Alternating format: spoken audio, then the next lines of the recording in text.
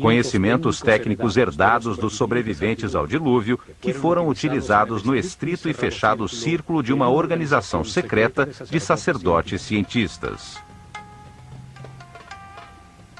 As técnicas e ferramentas usadas nunca foram postas à disposição do povo em geral, certamente porque era muito perigoso entregá-las a mentes primitivas com emoções e paixões descontroladas.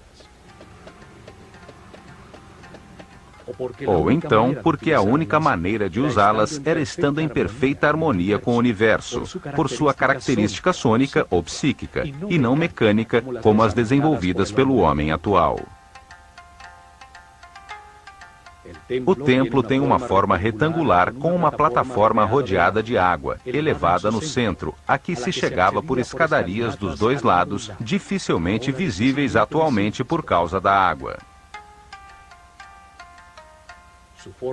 Sua forma simboliza o montículo original que emergiu quando as águas baixaram depois do dilúvio, onde os sábios desembarcaram para começar a nova civilização do Egito. Este templo foi construído para comemorar o Zep-Tepi, o tempo para dar início a uma nova civilização, dedicada ao aperfeiçoamento espiritual. 10 maciças colunas de pedra, cada uma feita num só bloco de granito vermelho, com um peso superior a 100 toneladas, sustentavam pesados pórticos, sobre os quais se apoiava um teto de pedra. Ao redor do canal, 16 santuários albergaram em seu tempo símbolos sagrados. Hoje se encontram submersos em água estagnada.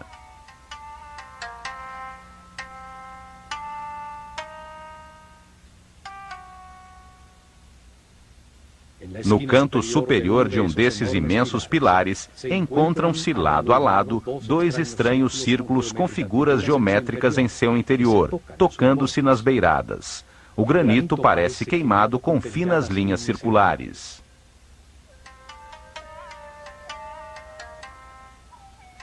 Trata-se da flor da vida, um símbolo de geometria sagrada egípcia que mostra os movimentos iniciais de Deus para criar o universo.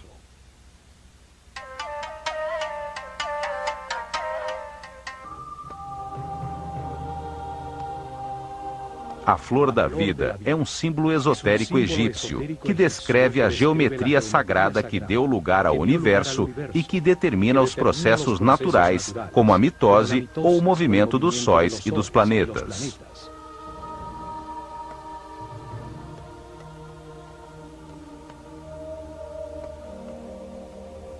Uma forma que conceitua a vida como um processo no tempo. A forma que contém os ritmos, as horas, os dias, os meses, os movimentos dos corpos celestes, durante os quais a ideia toma forma, a semente germina.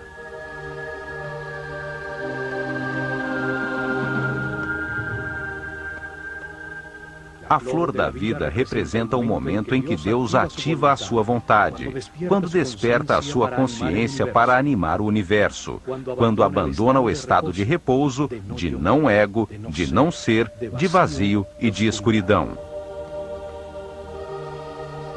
É o momento em que Atum-Ra, o Deus não manifesto, se transforma em Ptah, o Deus criador do que existe.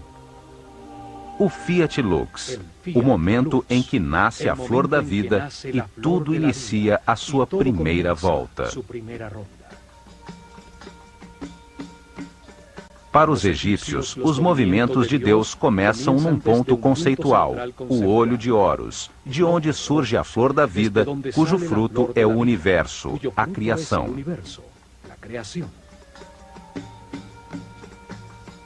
O ponto é referência para saber que existe um movimento. Nele começa a sua geometria sagrada. Dali, Deus cria o primeiro espaço virtual do universo.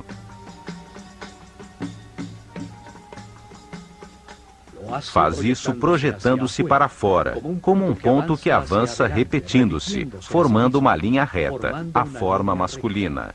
É o Deus Pai que manifesta sua energia e sabedoria.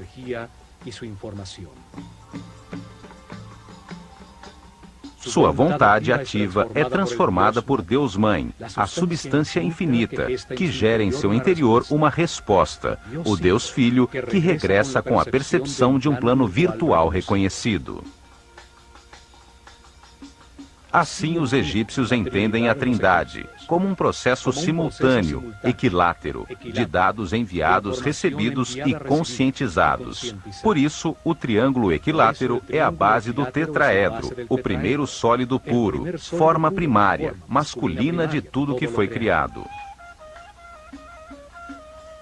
O processo se multiplica no tempo e no espaço, para frente, para trás, para cima e para baixo, à direita e à esquerda. Assim, Deus gera um espaço virtual autorreferente.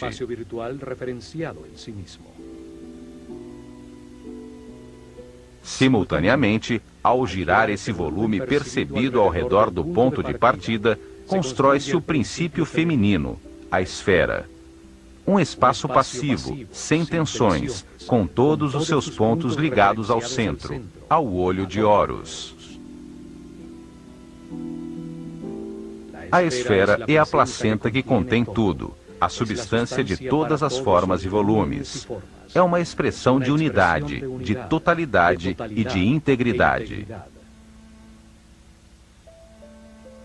Nenhum dos pontos da superfície é mais importante que o outro, e chega-se a todos da mesma forma, desde o seu centro de força e energia que os origina.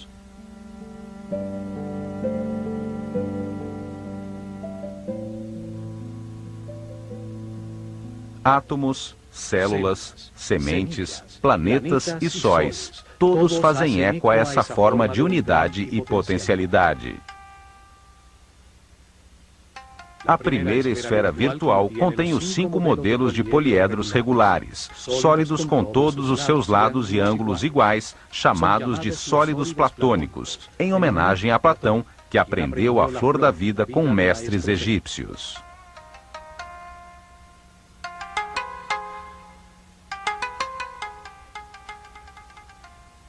São a base, os tijolos com os quais todo o universo foi construído.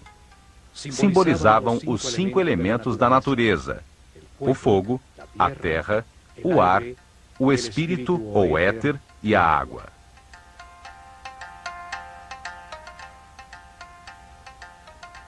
Assim Deus compreendeu, criou e percebeu, desde seu centro de força e energia, o primeiro espaço finito, que simboliza a terra dentro do espaço infinito, o céu. A Bíblia nos conta que no início Deus criou o céu e a terra.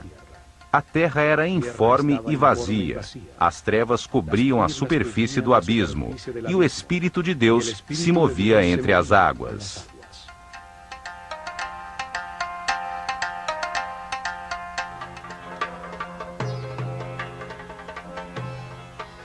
Realiza então o seu primeiro movimento, deslocando-se desde o centro da primeira esfera conhecida até chegar à sua margem, a membrana ou perímetro do espaço. Desde esse novo ponto central, se repetem os movimentos que já conhecemos, gerando-se assim outra esfera. Na interseção das duas esferas iguais, gera-se a forma mais importante das já existentes. É a chamada Vesica Piscis e simboliza o Verbo Divino. Os egípcios acreditavam que de seu interior surgiram os números, os 7 sons fundamentais, as letras e toda a sabedoria da criação. Tem a mesma forma do olho e da boca humanos. Em seu interior, cabem exatamente 2 triângulos equiláteros que, ao estarem contidos num retângulo, são a base da proporção áurea, a divina proporção. Essa proporção foi utilizada em todos os seus templos, como no Osirion, para relacionar as 3 dimensões entre si e estas com a natureza. Daí derivam todas as relações matemáticas fundamentais e os números importantes como Φ e Π. Simboliza também a visão compartilhada, o entendimento mútuo entre indivíduos iguais, terra comum. O Vesica Piscis é o espaço compartilhado, a interseção entre a esfera inicial e a nova, gerada da sua borda. A partir dessa nova esfera conhecida, repetem-se sucessivamente os movimentos em direção à borda exterior, para gerar outra esfera. Cada uma delas é uma nova dimensão, um novo som na escala musical, uma nova cor na escala cromática. Assim vão se construindo 4 esferas, 5 esferas, 6 esferas, e nesse momento se chega à 7ª e última esfera, com a qual se encerra o primeiro ciclo e se completa a semente da vida.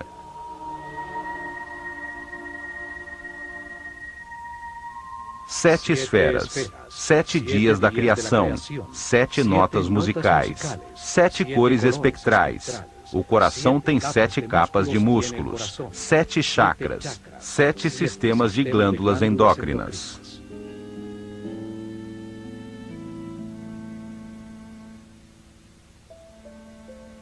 Esse padrão geométrico se repete infinitamente, é a base de tudo que existe, e seguindo, a natureza faz crescer as flores, constrói 1, 2, 4, 8 células primárias, o corpo humano ou as galáxias.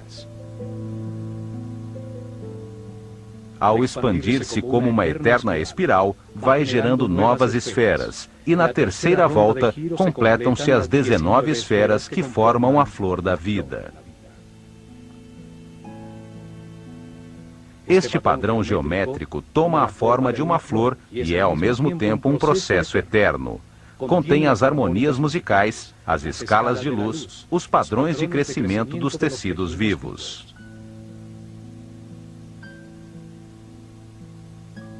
Cada esfera tem a mesma potência de desenvolvimento que a esfera original, dando assim à flor da vida lugar ao fruto da vida que gera sua própria flor. Cada esfera guarda em seu interior os 5 sólidos platônicos, a união da energia masculina e feminina, a reta e a curva, as 2 matrizes geométricas que são a base da realidade existente.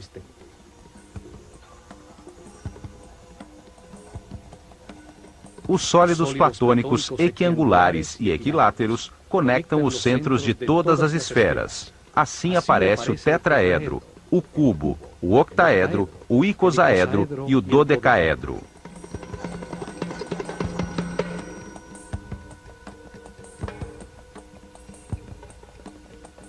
São símbolos da inseparável relação entre as partes e a totalidade. Formam um princípio de unidade para toda a geometria das formas existentes, apesar de sua diversidade. Padrões, formas e estruturas que existem na natureza, da menor partícula a expressões reconhecíveis ao olho humano até o imenso universo. Tudo segue um arquétipo geométrico que nos revela a natureza de cada forma.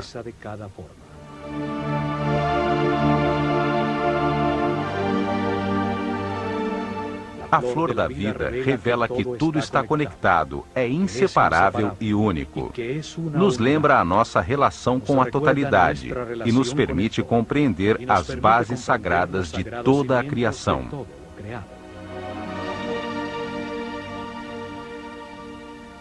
Com ela, os sacerdotes da escola de Horus ensinavam o respirar da totalidade, o que é Deus e como diversifica a sua consciência através da nossa vida.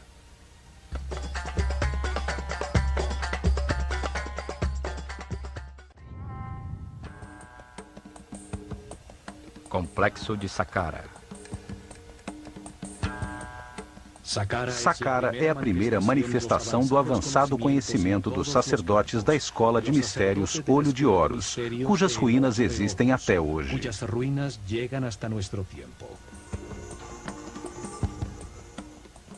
Neste local foi construída a primeira pirâmide da Terra depois do dilúvio.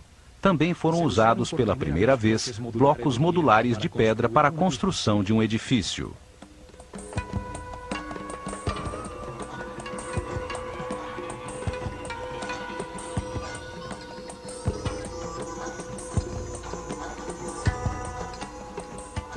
Nas paredes, esculpiram hieroglifos com os primeiros textos religiosos da história.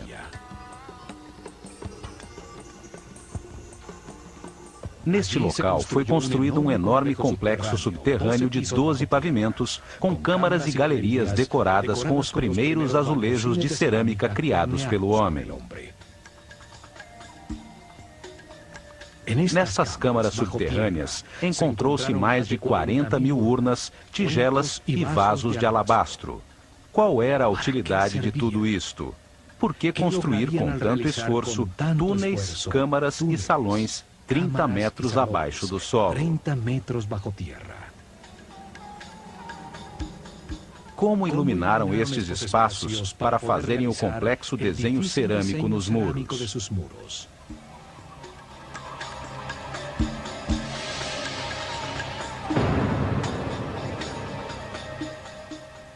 Porque as construções são volumes maciços de pedra sem nenhuma utilidade aparente. O que uma sociedade de cerca de 4 milhões de pessoas podia ganhar ao cortar e deslocar mais de 1 milhão de toneladas de pedra para construir este complexo que surpreende pela sua refinada arquitetura?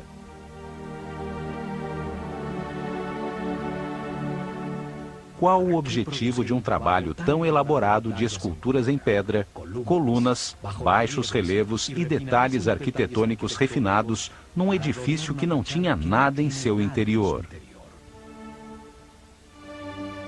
Como explicar a utilização de uma avançada tecnologia com algo tão inexplicável racionalmente?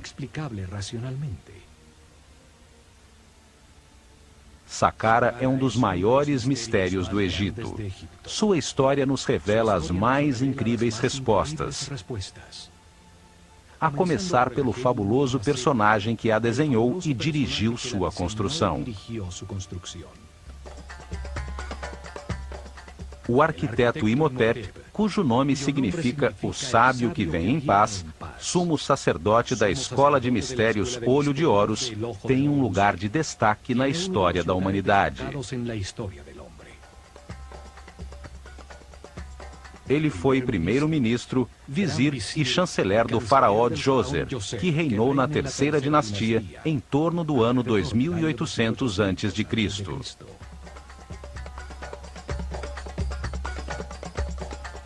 Imhotep nasceu no dia 31 de maio. Seu pai era o arquiteto Khanofer e sua mãe Creduonk. Algumas poucas estatuetas o retratam como uma pessoa simples, usando roupas sóbrias como as de um monge. Ele foi o pai da arquitetura, passando de trabalhos com madeira e barro a trabalhos com blocos modulares de pedra. Desenhou também as primeiras colunas esculpidas no formato de flores de lótus nos capitéis. Os mais refinados detalhes arquitetônicos e a harmonia de Saqqara destacam a sua grande maestria. Ele foi o primeiro filósofo da história da humanidade. Dedicou-se a analisar conceitos fundamentais como espaço, tempo, volume, a natureza das doenças, a existência de Deus e a imortalidade. Ele representa a base conceitual da civilização egípcia, como o movimento da consciência em direção a Ma'at, à justiça, ao correto, à harmonia e ao equilíbrio.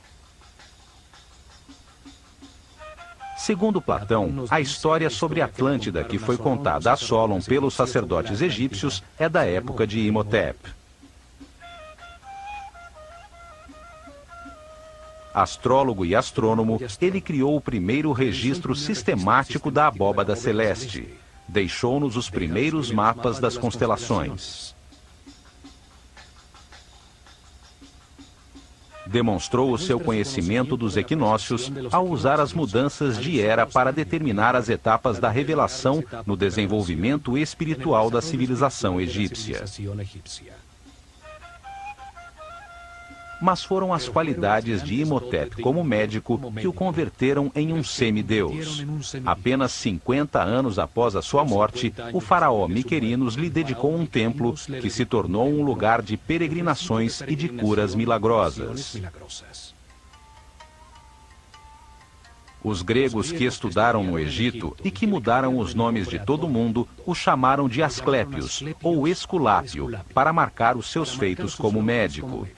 Também o chamaram de Hermes Trismegistus, 3 vezes grande, por suas qualidades como filósofo e físico, já que revelou as bases de como o universo funcionava. Imhotep foi o primeiro a compilar informações sobre como diagnosticar e curar muitas doenças. O caduceu, que hoje é símbolo da sociedade médica, era a vara de poder de Imhotep. Com ela, media a quantidade de energia vital que um ser humano processa em seu interior. Desta forma, sabia qual dos centros energéticos ou chakras utilizar para captar e processar a energia vital, bem como identificar onde existiam desequilíbrios celulares eletromagnéticos. Ele curava elevando a frequência vibratória da aura, ou campo eletromagnético da pessoa. Isto restabelecia o equilíbrio dos chakras, permitindo que voltassem a fornecer a energia vital necessária aos órgãos afetados, a verdadeira causa de todas as doenças. O caduceu tem 2 serpentes que se cruzam sobre os 7 chakras. Os centros nervosos sobre a coluna vertebral que captam e distribuem a energia. Simbolizam as 2 polaridades de carga elétrica e movimentos opostos, que dão lugar ao universo dual. Em seu centro, há uma coluna formada por pares de partículas com cargas opostas que se neutralizam e equilibram, a única maneira de se chegar à iluminação. Representa a Kundalini, a força vital que sobe através da coluna vertebral. Quando este conhecimento desapareceu, a sua forma se conservou como símbolo para a cura. Através de experiências que utilizam sua forma como uma bobina elétrica, tem-se descoberto que ela possui características misteriosas.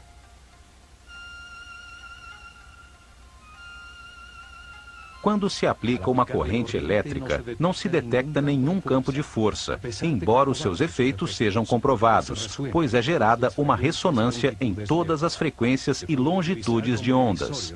Pode ser usado como emissor e receptor de sinais radioelétricos, como se emitisse raios laser. O papiro médico Ebers mostra a maneira como Imhotep misturava a magia com a medicina. Suas fórmulas e remédios estão cheios de rezas e encantamentos, pois ele acreditava que a medicina não curaria sem que recebesse poder através da energia da palavra. Seus textos e ensinamentos passaram secretamente de geração em geração durante milênios. São a base dos conhecimentos gnóstico, templário, Illuminatis, Rosa-Cruz e maçom.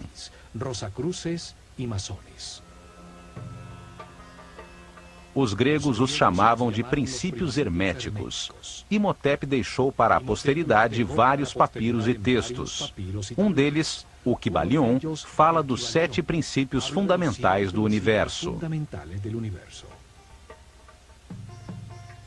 Neste texto, afirma que o universo existe na mente de Deus, que cada homem é único com os seus pensamentos, com a capacidade de pensar individualmente, e que a realidade é um grande sistema, onde todas as coisas têm consciência e estão interligadas.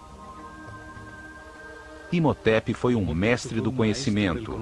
Ensinou a escrita hieroglífica e produziu vários textos em pedra, produzindo os primeiros textos religiosos da história.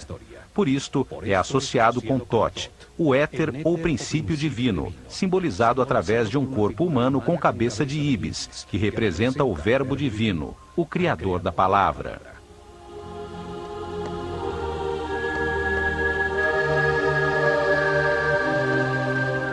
Não há dúvidas de que Imhotep foi um ser especial, e com o passar dos anos, ele se tornou um mito, associado ao divino. A ele foram atribuídos diversos nomes como Tote, Mercúrio, Quetzalcoatl, Esculápio e Hermes Trismegistus, o 3 vezes grande. O termo hermético se converteu em sinônimo de sabedoria secreta. A mesma sabedoria que uma vez esteve nas mentes dos sacerdotes do Olho de Horus, dos quais um dos primeiros sumos sacerdotes foi Imhotep, o sábio que vem em paz.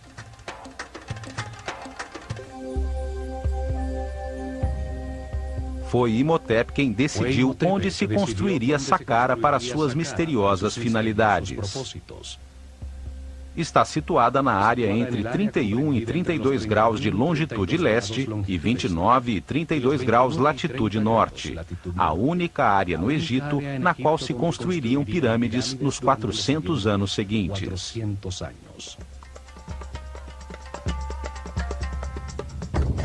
Uma zona desértica a 14 quilômetros ao sul do Cairo, ao lado de Mênfis, a desaparecida capital do Egito.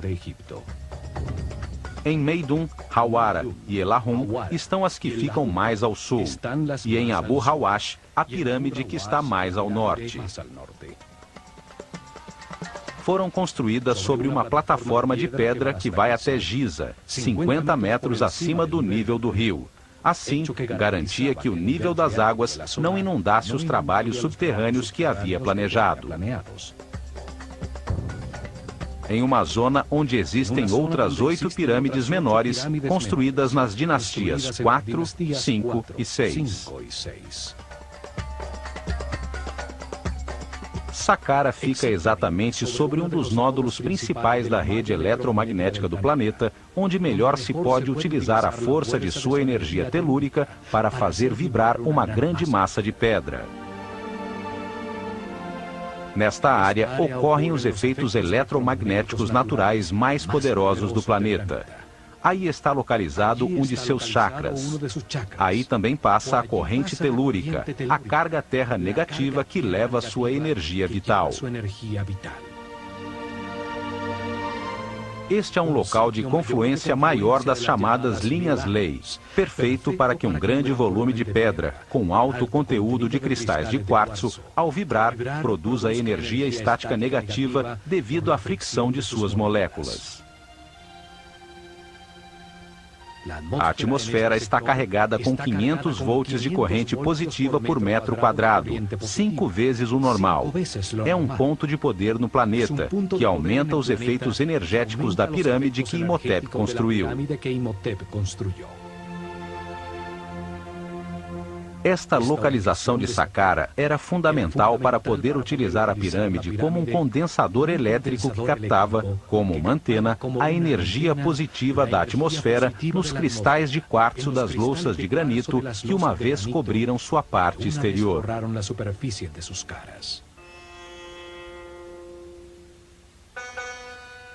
Saqqara significa o que abre e guia no caminho. Seu símbolo é o chacal, que guia os perdidos no deserto até levá-los às terras cultivadas, até as terras do homem civilizado.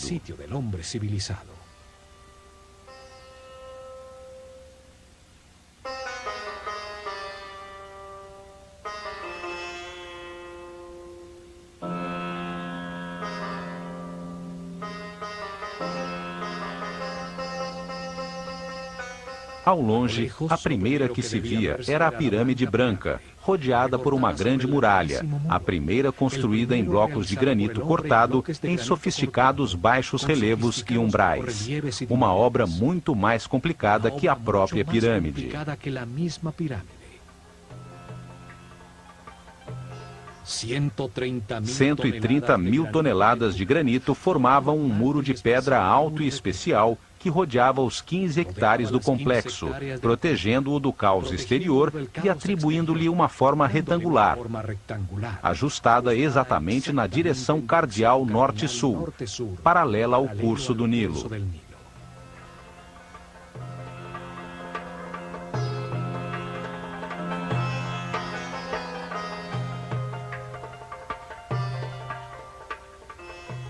O muro tinha 10 metros de altura, o que representa aproximadamente 4 andares de um edifício moderno. 550 metros de comprimento, 5 quarteirões e meio em linha reta de norte a sul, e a metade exata desta distância, 275 metros de largura, de leste a oeste. O muro é o primeiro componente da máquina quântica desenhada por Imhotep em Saqqara. Todo o complexo era como um grande circuito eletrônico, só que em pedra e em maior escala. O muro funcionava como um cordão eletromagnético que isolava o complexo, fechando e protegendo todo o circuito. Para cumprir este objetivo, não são necessários cabos elétricos, apenas que as moléculas do material que lhe dão forma tenham um alto conteúdo de cristais de quartzo. O granito de Tura, local muito próximo de Saqqara, tem um grande conteúdo de quartzo. O quartzo organiza as suas moléculas em tetraedros, uma das 5 formas básicas das quais a matéria é constituída, os chamados sólidos platônicos. Ao vibrar com o planeta, os tetraedros se friccionam entre si, produzindo uma carga elétrica. Os 85 mil metros cúbicos do muro de granito continham uma enorme quantidade de cristais de quartzo que geravam um poderoso campo de força, uma onda radioelétrica constante. O muro é parte integral de um complexo captador de energia eletromagnética, cujo coração estava na pirâmide escalonada que, com os seus 66 metros de altura, dominava o complexo.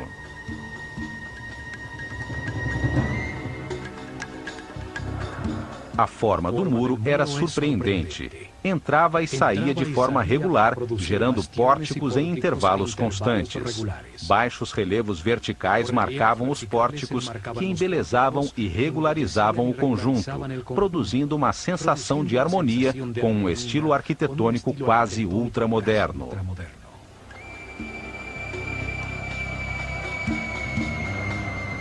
Desde a sua parte superior até as entradas, as quais se subia através de escadas, se via a paisagem de muitos quilômetros em todas as direções, bem como a impressionante vista da pirâmide escalonada.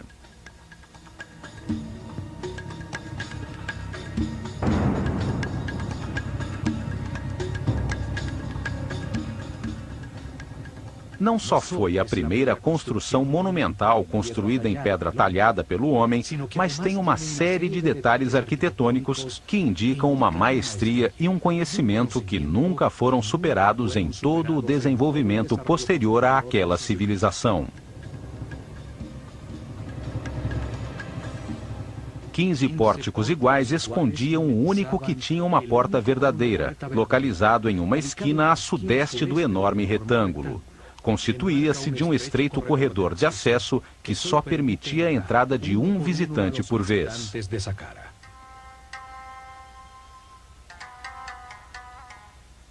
O caminho da perfeição espiritual é individual e intransferível. Ninguém pode evoluir por outra pessoa. Por isto, em Saqqara, só entrava uma pessoa de cada vez.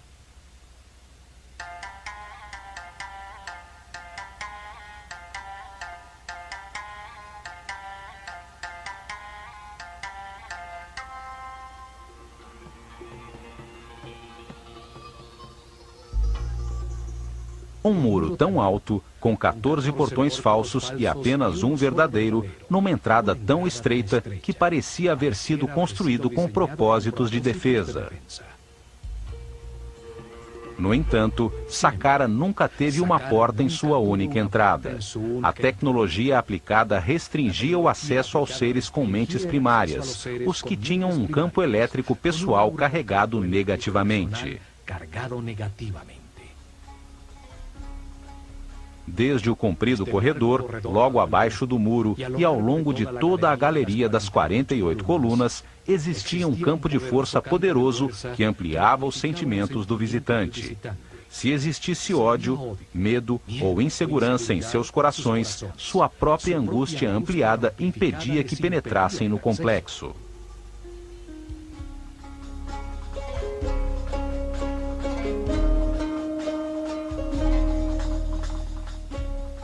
Apenas os puros de coração podiam entrar em Saqqara quando o complexo e a escola de mistérios Olho de Horus funcionavam naquele local. A imponente galeria tem 48 colunas. Sua forma esotérica é a mesma do DNA humano.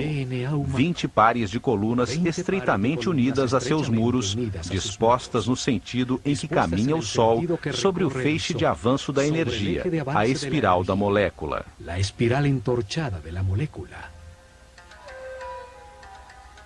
4 pares de colunas no salão transversal ao final da sequência simbolizavam a capacidade adicional de armazenar, analisar e processar informações, o que diferencia o ser humano do animal.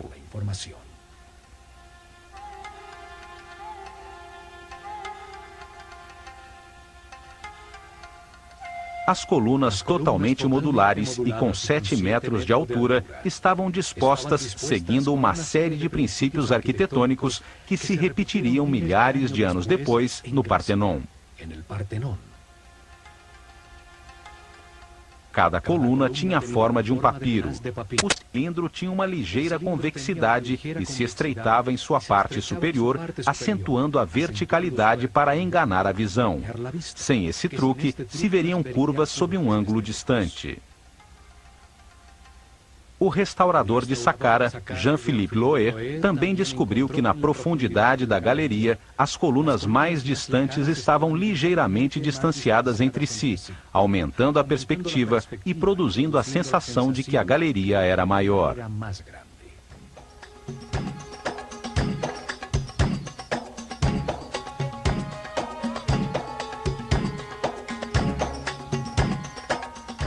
Ao atravessar a galeria, chega-se ao salão transversal das 8 colunas, unidas entre si por módulos de pedra que marcam a saída ao grande pátio das serpentes, em cujo lado norte brilhava a esplêndida pirâmide escalonada.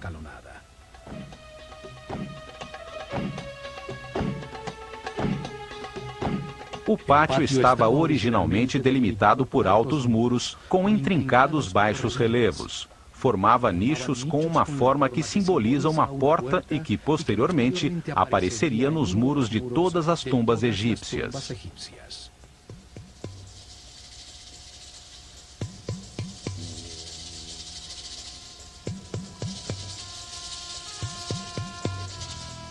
Cada porta continha um friso horizontal decorado por uma cobra.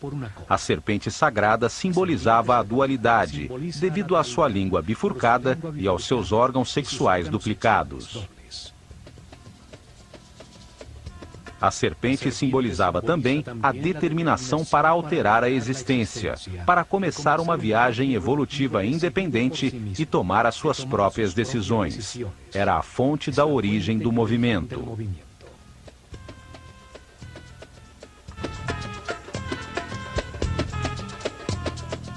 Neste pátio realizaram-se muitas cerimônias, a maioria com discípulos da escola.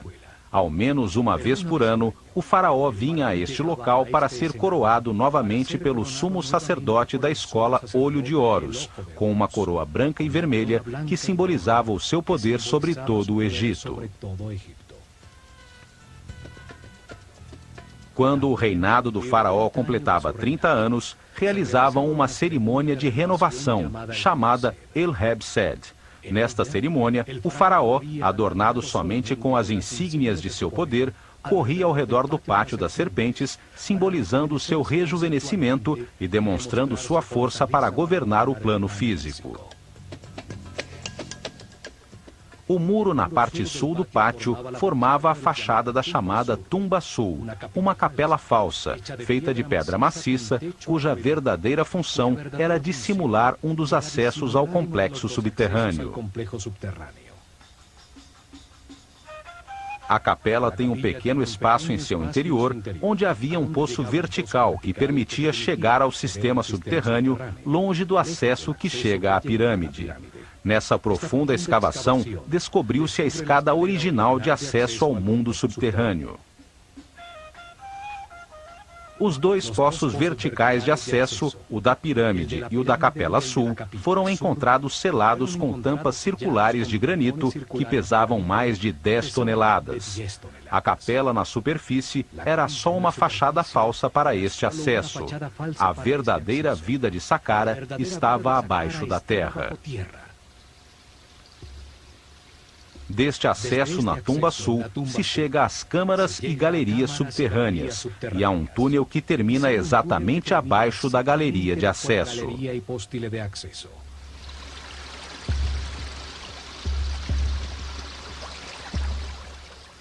A planta de todo o complexo parece o processador central de um computador.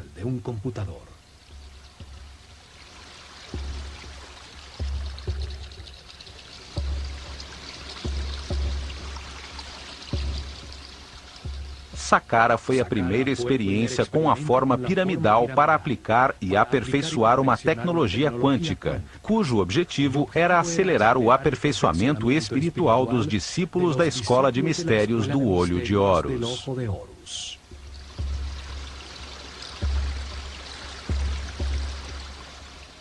Durante 400 anos, construíram cerca de 100 pirâmides com formas, tamanhos e materiais diferentes, até que o desenho foi aperfeiçoado na Grande Pirâmide de Quéops.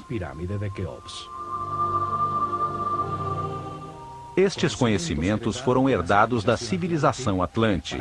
Tinham como objetivo converter grandes formas piramidais em máquinas quânticas, para a produção de colunas estacionárias de energia que permitiam elevar a frequência de vibração dos iniciados.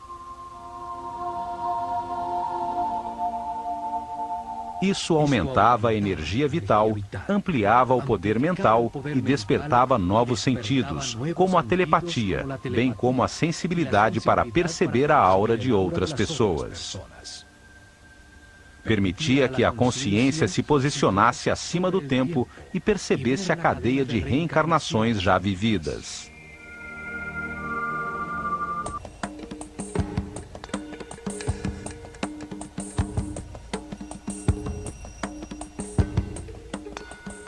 No lado por onde se eleva o sol no Pátio da Serpente, ainda permanecem erguidas 3 colunas. Elas formavam o centro do chamado Templo Real de Heb-Sed, um pavilhão utilizado pelo faraó e pelos sacerdotes do Olho de Horus durante as celebrações.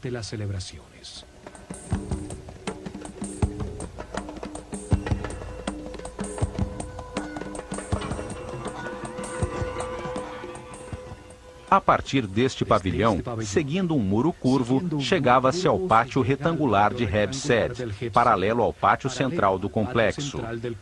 Seus lados estavam delimitados por 2 séries paralelas de capelas falsas.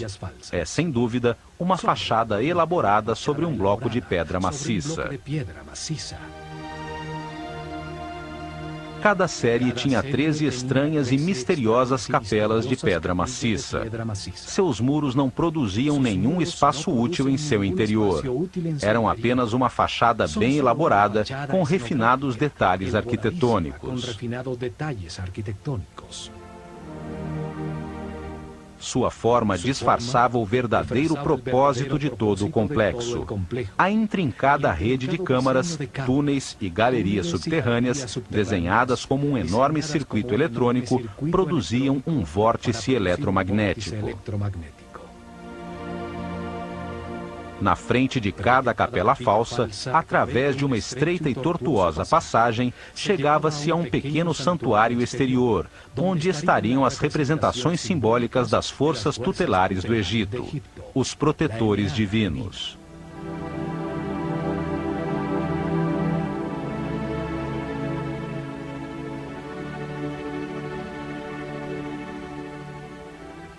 Os muros exteriores estavam decorados com os altos e baixos relevos de portas e janelas falsas, cercas falsas de madeira, séries de jets e colunas tipo flauta. Enfim, uma cenografia completa talhada em pedra. Ao norte do pátio das capelas falsas, exatamente ao leste da pirâmide escalonada, estão as chamadas Casas Sul e Norte, duas construções muito maiores, mas igualmente falsas.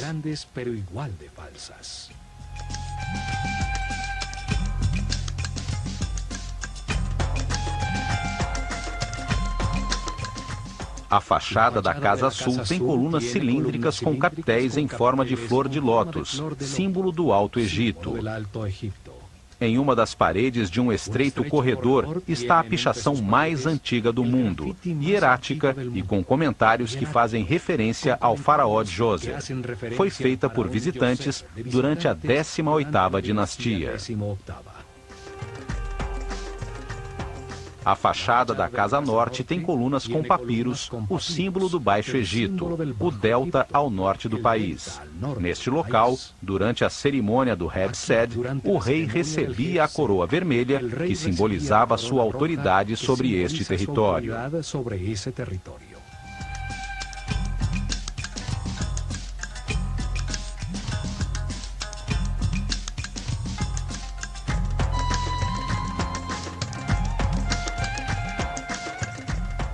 Entre a Casa Norte e o chamado Templo Funerário de Djoser, encontrou-se o chamado Serdab, uma pequena capela com 2 orifícios em um dos seus muros. Através destes orifícios, podia-se observar no pátio uma estátua do faraó Djoser recebendo a brisa revigorante do norte.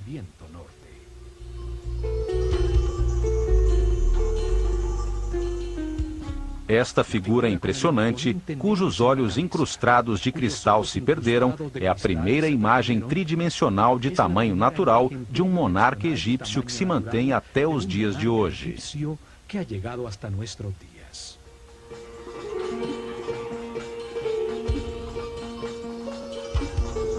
Ela observa, há milênios, a surpresa que as construções falsas contidas em seus muros causa a todos os visitantes de Saqqara. O disfarce que esconde a poderosa máquina quântica. Daqui vêm as teorias que afirmam que Saqqara foi a sua tumba nunca utilizada.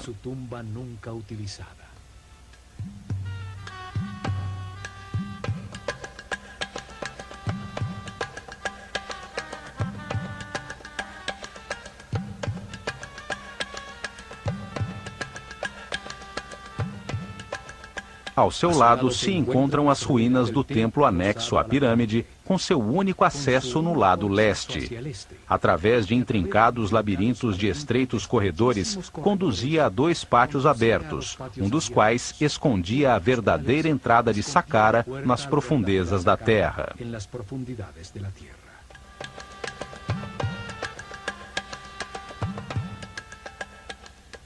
Este pátio tinha como objetivo despistar o acesso principal às galerias subterrâneas. Este esquema de um templo anexo se repetiu em todas as 108 pirâmides que foram construídas nos anos seguintes.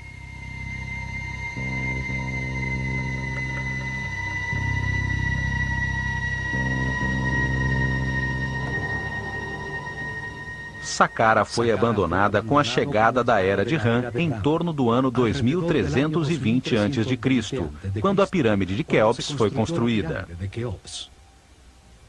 O conhecimento sobre os acessos às câmaras e galerias subterrâneas se perdeu com o passar dos anos. As pedras de seus muros foram utilizadas como material de construção.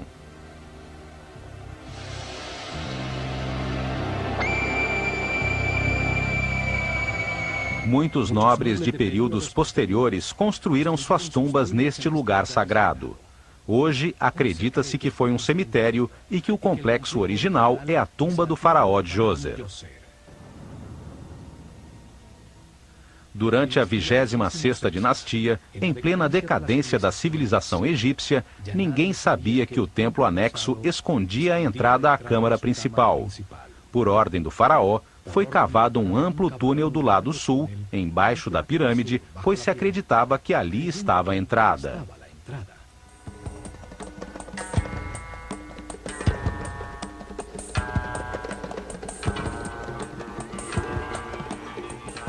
A rocha foi perfurada, sendo mantidas muitas colunas em pedra para evitar que o túnel desabasse.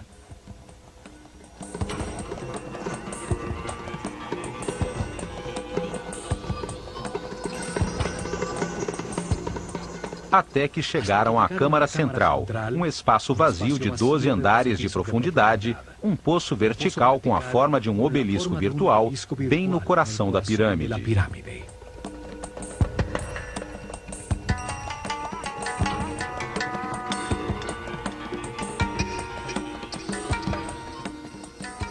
A partir daí, descobriram que o acesso original estava, na realidade, no lado norte da pirâmide, e então puderam entrar em todo o complexo de galerias subterrâneas.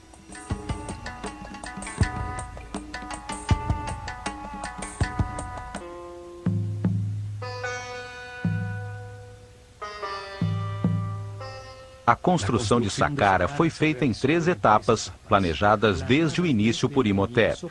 Estas etapas permitiam que o complexo fosse crescendo e que a pirâmide se expandisse como o corpo de um ser humano. A primeira etapa começou com a construção da coluna vertebral do complexo, a escavação do poço vertical da pirâmide, que descia até uma profundidade de 30 metros. 12 andares de profundidade, que equivaliam a 50% da altura total da pirâmide acabada.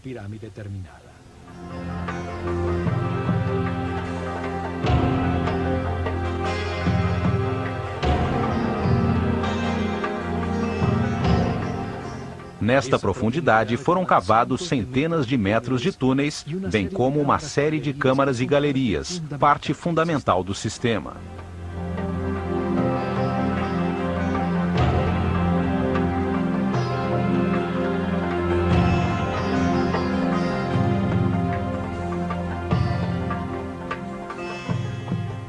Na segunda etapa, uma pequena pirâmide escalonada foi construída sobre o complexo subterrâneo. Seu peso era exatamente 50% da pirâmide projetada. Utilizava apenas metade dos recursos e do esforço total.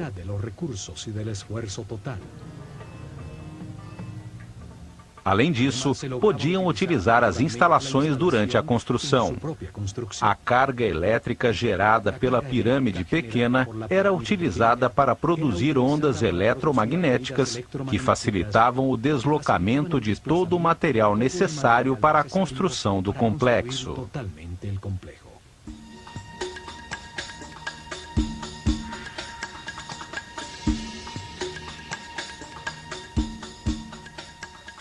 A partir da parte frontal da pirâmide, colocavam uma série de pilares chamados djed, a distâncias regulares. Estes transferiam, de um para outro, a carga de íons negativos gerados por suas massas em vibração.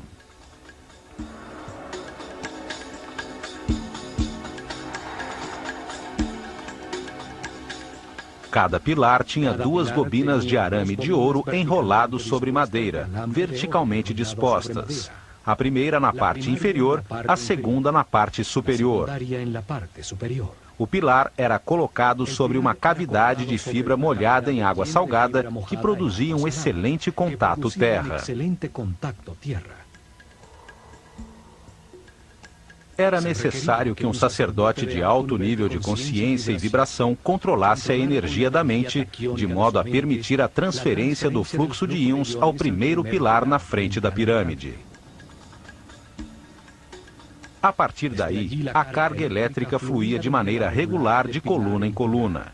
Gerava uma avenida eletromagnética até chegar a Tura, a uma pequena distância de Saqqara, em frente ao Nilo, no âmbito de poder da pequena pirâmide, onde se localizavam as pedras de granito de quartzo. As louças de granito eram colocadas na frente do último djed. Então, o sacerdote as golpeava com a sua vara, induzindo nas moléculas de quartzo a mesma carga negativa das ondas eletromagnéticas. As 2 cargas iguais se repeliam e o bloco levitava.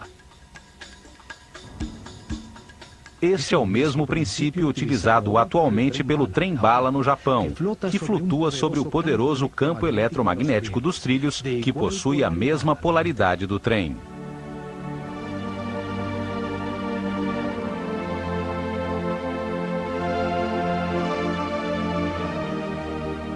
Dessa forma, com a primeira linha de transporte eletromagnético, eles puderam facilmente transportar toda a pedra que precisavam para a terceira etapa.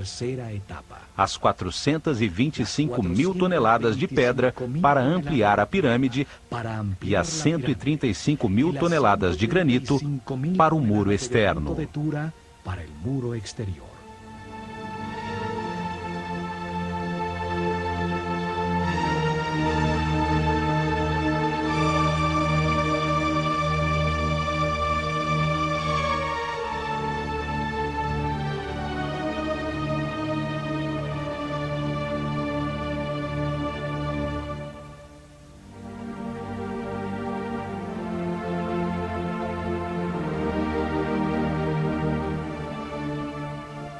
As etapas permitiam usar parcialmente a energia gerada, que aumentaria em 50% quando a pirâmide estivesse construída. A energia total garantiria uma onda eletromagnética que chegaria até Maidum, o chamado ponto médio, entre Saqqara e as pedreiras de granito vermelho no Alto Egito.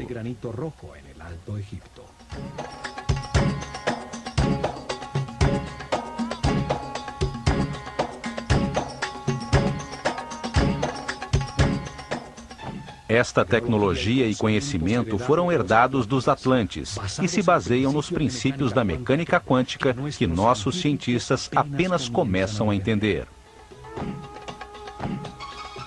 No próximo programa, continuaremos nossa análise sobre Saqqara.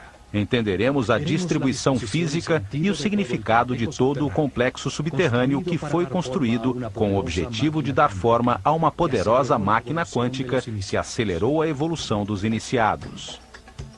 Ao examinar este caminho, que chamaremos de caminho quântico em direção à luz da consciência, veremos que este processo evolutivo foi ensinado por diversos mestres superiores.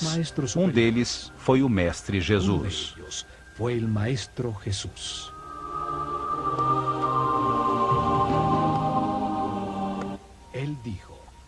Ele disse que, se seguíssemos o caminho da luz e da vibração do amor, realizaríamos coisas ainda maiores.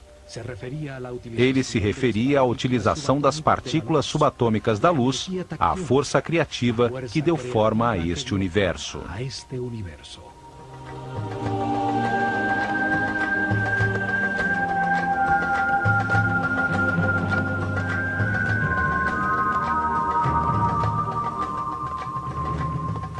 Milhares de anos antes da chegada de Jesus, os sábios sacerdotes do Olho de Horus utilizaram este mesmo tipo de conhecimento para acelerar a evolução de seus discípulos em Saqqara.